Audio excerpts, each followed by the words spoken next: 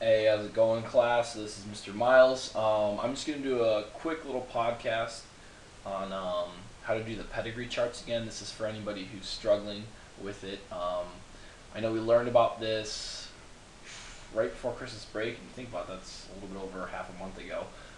So if anybody needs a little refresher, here we go. I'm going to do a really simple one today because when you get it on the test, it's not going to be that long, complicated one we did in class with like the doctor problem, but it'll be something more simple like this.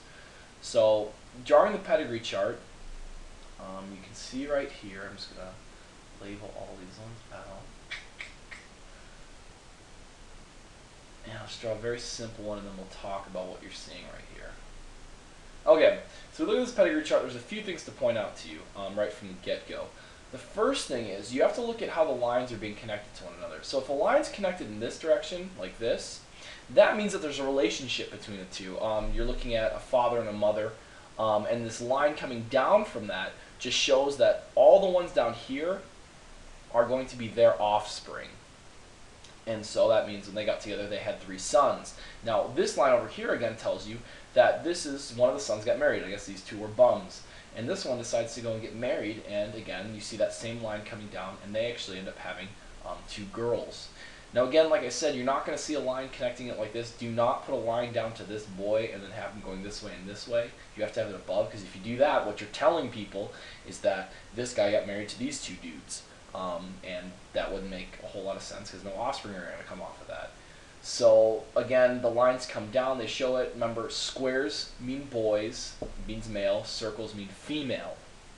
Now, let's get into mapping different alleles and genes through these things. So let's say we're looking at a family and there's a certain trait that runs through them. Let's do blonde hair. Let's do blonde hair, and let's say that this girl has blonde hair, he has blonde hair, and he has blonde hair. So what you're looking at right here is you're looking at when you color something in. Again, it doesn't have to be red, doesn't have to be a particular color. It just means that it's colored in. It means that whatever you're looking for, these people have it. So in our case, we're looking for blonde hair. So we look in the oh my gosh, can't spell. We look at the family, and we notice here that this person has blonde hair, this person has blonde hair, and this person has blonde hair. And just so you can organize these easier, you call this the P generation. Stands for parents. You have the F1 generation and the F2 generation. And again, if this girl were to go and get married, or this girl were going to get married, and the next generation, you can guess it, it'd be the F3 generation. So what we're looking at right here is we're looking at these people that have blonde hair. Now, we know blonde hair is a double recessive trait. So it would look something like this. So you'd have to have 2 little r's, 2 recessive alleles, in order to be blonde.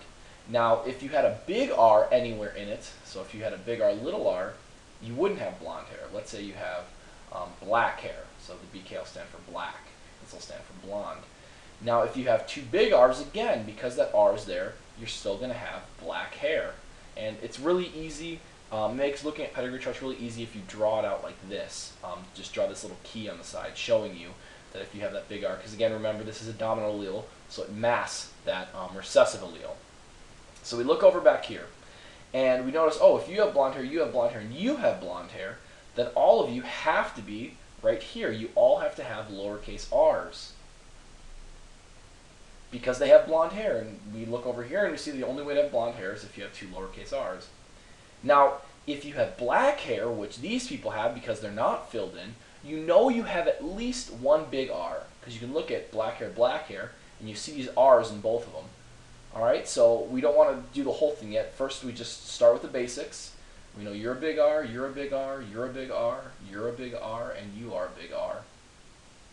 Now, the next part, it's a little bit of problem solving. You have to look at both the parents and the offspring of the person you're trying to figure out. So we're trying to figure out this kid right here, this son. And we see that he has a little r and a little r. Well, we're trying to figure it out for his mom. And we see here that she has an R, but we don't know what this is. Well, because her son has a little r, he had to get 1 from his dad, but he also has to get 1 from his mom. And if she was 2 big R's, he would not have the opportunity to get that little r. So we know the mom has a little r. Now with these two sons, we notice that, oh, they have black hair, but they are still having to get one allele from their dad. So again, remember, one allele comes from the mom, one allele comes from the dad. So the only option they could possibly have is having two little r, or a little r for each of them. Now the next one we look at right here, we see that this father and this mother, we want to figure out what the mother is. Now we can't look above because we can't see where her parents are. We don't have her pedigree chart. It's from a different family. But we can look at her daughters, and you can see that one of her daughters does have that blonde hair. So she has to have that trait hiding behind there. So she has to have that little r in order to pass it on. So one from there and one from there. Now with this daughter, though, we have a problem because we're not sure what happened with her. Because we know that she has at least one big R because she has black hair, but she could possibly have a little r that she got from her mom, or she could have a big R from her mom. We don't know that. We can't tell even which parent it's coming from. So for this one, instead we'd write R and then a question mark. And that's the simple thing behind pedigree charts. That's just all you're looking for. Don't feel bad if you have to write a question mark, because sometimes you just don't know. You don't have enough information. Now, if we were to wait a while and she were to get married and have a bunch of kids and all of a sudden we see blonde showing up, then we know that she had that R there. You can be able to track it a lot easier, but in this case we just don't know. Now just a reminder, if we're talking about this, what you want to say is these little r's, what we call those is you call those homozygous recessive, because remember homo means same, homozygous recessive because they're both recessive alleles. This one would be homozygous dominant. Right here you would have not homozygous anymore because remember these two are different. You have heterozygous. And you don't have to say recessive or dominant. When you say heterozygous, you only have two to choose from. So you know heterozygous means one big one, one little one. And so that's how it is. And again, just another reminder that even if we were searching for blonde, you could have used a big B, little b. You could have used a big F and a little f. Just make sure that when you pick a letter, you stick with it the whole way through so you don't confuse yourself. So again, there you go. That's pedigree charts. And like I said, what we have been learning about with the Punnett squares is you can take those, like with right here, you could do a little Punnett square with them. You could figure out the probability of what their kids end up being. And you'll actually find out that with this one, that was only a 25% chance. If you want to, take a moment to try and do a Punnett square with this dad and this mom, just to see. And it'll actually give you a percentage of what most likely this daughter is too. So Punnett squares are fun, pedigree charts are fun. If you have any questions, make sure you just ask me and I will answer them. Until next time, take care.